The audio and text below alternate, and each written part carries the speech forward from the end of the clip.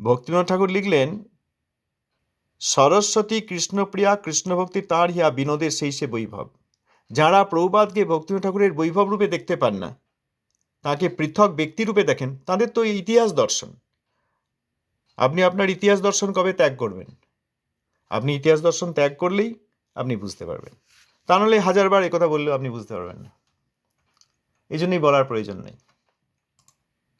বুঝতে পেরেছেন? ভক্তিনাথ ঠাকুরকে যারা পৃথক মনে করেন, প্রভুপাদকে পৃথক ব্যক্তিত্ব মনে করেন, তাদের অচিন্ত্য ভেদাভেদ সিদ্ধান্তের কোনো ধারণাই নেই। অচিন্ত্য ভেদ আছে, অচিন্ত্য অভেদ আছে।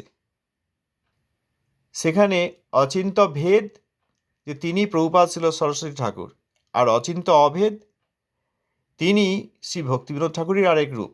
এই যে আমরা কীর্তন করি, যেখানে প্রভুপাদ ছিল সরস্বতী ঠাকুর রূপাভিন্ন বিগ্রহ, তার মানে কি?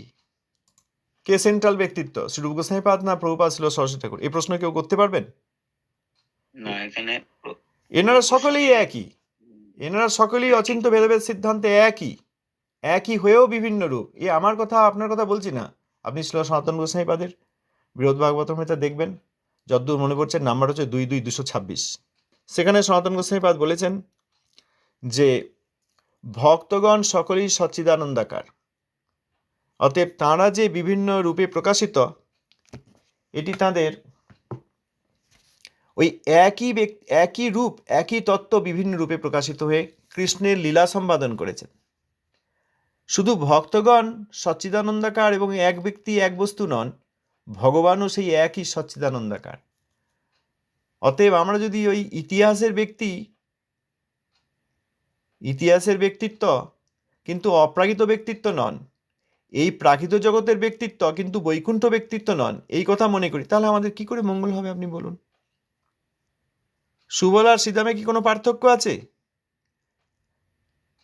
হ্যাঁ, একটা অচিন্ত্য ভেদ রয়েছে। কি না, সুবল এরকম গৌরবর্ণের, সুবলের স্বভাব এই রকম। আর শ্রীদাম একদম ভিন্ন, তিনি কৃষ্ণবর্ণের। শ্রীদাম আর কৃষ্ণ একই রকম দেখতে, একদম সারূপ্য আছে। এইটা হচ্ছে সুবল আর শ্রীদামের মধ্যে অচিন্ত্য ভেদ। আর অচিন্ত্য অভেদ হচ্ছেন তারা দুইজনেই একই তত্ত্ব, সখ্য রস তাঁদের। তাঁরা এই একজন সুবল রূপে প্রিয়নর্ম সখা রূপে, আর একজন শ্রীদাম রূপে পীঠমর্দ রূপে তিনি কৃষ্ণের সেবা করেছেন। আমি জানি না এইসব ভাষা কেউ কখনো আমরা শুনেছি কিনা। শ্রীদাম হচ্ছেন পীঠমর্দ, যিনি নায়কের মতো সব গুণ এবং সব রূপ থাকা সত্ত্বেও তিনি নায়কত্ব স্বীকার করেন নাই এবং কৃষ্ণকে নায়ক জেনেছেন। এই জন্য শ্রীদামকে বলা হয় পীঠমর্দ সখা। আর সুবল হচ্ছেন প্রিয় নর্ম সখা, যার মধ্যে সখার পুরুষ ভাব পর্যন্ত নাই। তিনি ওই কৃষ্ণের জন্য যত রকম মধুর রসের সেবার প্রয়োজন, সব এই ব্রজদেবীদের সঙ্গে দেখা করা ইত্যাদি, সব যত রকম সব কিছুতে সুবল সহায়তা করতে পারেন। অন্য প্রিয়নর্ম শাখাগণ সব সুবলের অধীন। অতএব শ্রীদাম পীঠমর্দ শাখা, সুবল প্রিয়নর্ম শাখাগণের শ্রেষ্ঠ, তাঁদের অধিপতি। এই হচ্ছে অচিন্ত্য ভেদ। আর অচিন্ত্য অভেদ হচ্ছেন তারা সকলেই ওই সখ্য রসের মূল আশ্রয় বিগ্রহ, দুইজনেই। অতএব এখানেও প্রভুপাদ ভক্তিবিনোদ ঠাকুরে যারা পৃথক বুদ্ধি করেন, তাদের মধ্যে তারা প্রভুপাদের কোনো আনুগত্য করেন নেই কোনো কারণে। সেইটাকে করে আসুন, তাহলে বুঝতে পারবেন।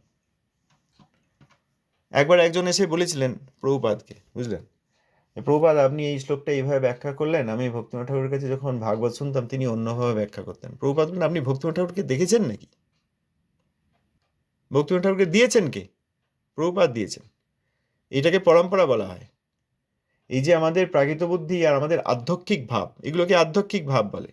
যে আমি আমার ইন্দ্রিয়জ জ্ঞানের দ্বারা যত বুদ্ধির দ্বারা যা বুঝে নিয়েছি সেটা ঠিক, এই বুদ্ধি পরিত্যাগ করে সেই বুদ্ধিকে এনাদের আনুগত্যে এনাদের সেবায় লাগাতে হবে, নাহলে বুদ্ধিও আমাদের সঙ্গে বিপর্যয় করে দিচ্ছে। যেমন মনের থেকে তাড়ন করার জন্য মন্ত্র, মন যেমন আমাদের সর্বনাশ করছে সব জায়গায়, সেরকম বুদ্ধি আরও সূক্ষ্ম, সে আরও বেশি সর্বনাশ করতে পারে। এই বুদ্ধিগুলি বদ বুদ্ধি, এই বুদ্ধিগুলি প্রাকৃত বুদ্ধি। এইগুলো ত্যাগ করতে পারলে তবে অপ্রাকৃত বুদ্ধি হবে, না হলে এদিক ওদিক অনেক কিছু করা হবে, শান্তি পাওয়া যাবে না। ভক্তিবিনোদ ঠাকুর অবশ্যই সেন্ট্রাল পার্সন। প্রভুপাদ তাঁর অভিন্ন রূপ, তাঁর বৈভব, যেটা ভক্তিবিনোদ ঠাকুর নিজে বলেছেন, সেইটা লাভ দিয়ে যদি বাড়াবাড়ি করতে যাই, তাহলে ভক্তিনাথ ঠাকুরের কৃপা পাবো আমরা? গুরুদেবকে অতিক্রম করে পরম গুরুদেব। নিজের হৃদয়কে প্রশ্ন করে দেখুন। বুদ্ধির হাত থেকে নিজেকে আগে রক্ষা করুন, এটা আমার প্রার্থনা। বুদ্ধির হাত থেকে আমাকে আগে রক্ষা করতে হবে। বুদ্ধিটা সর্বনাশদায়ক বুদ্ধি। বুদ্ধিকেও তত্ত্বজ্ঞানের অধীন করতে হবে, তবে আমাদের মঙ্গল হবে, না হলে কি করে হবে? তাহলে ওরা কেউ যদি বলে যে স্বামীপাদ তো প্রভুপাদের তদভিন্ন জন, ওদের আচার্য যে বিশেষ একটা গ্রন্থ, মানে সেট অফ গ্রন্থ, সেট অফ শিক্ষা দিয়েছে, তো কথা হচ্ছে তাহলে উনি তদভিন্ন জন হবেন না কেন? যে উনার শিক্ষা দিয়েই আমরা প্রভুপাদকে পৌঁছাতে পারবো, ওই দেখা এরকম যাচ্ছে যদি না। কেউ বলে। যদি তদভিন্ন হতেন তাহলে নিজে আর ওই প্রভুপাদ নাম নিয়ে সবকিছু জগৎকে ঘুলিয়ে দিতেন না।